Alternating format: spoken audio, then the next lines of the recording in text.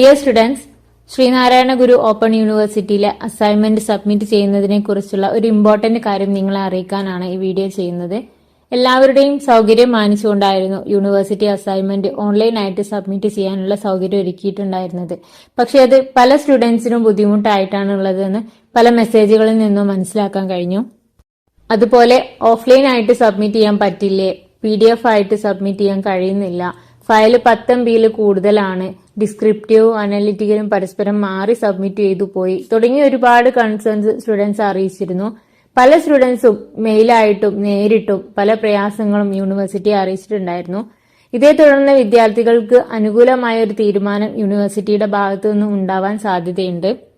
Palakkad Victoria കോളേജിൽ offline ആയിട്ട് submit ചെയ്യാനുള്ള അവസരം ഒരുക്കിയിട്ടുണ്ട്.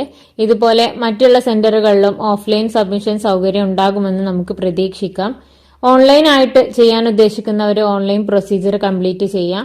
പലരും ഓൺലൈൻ ആയിട്ട് സബ്മിറ്റ് ചെയ്ത സമയത്ത് ഡിസ്ക്രിപ്റ്റീവ് അസൈൻമെന്റും അനലിറ്റിക്കൽ അസൈൻമെന്റും പരസ്പരം മാറിപ്പോയിരുന്നു.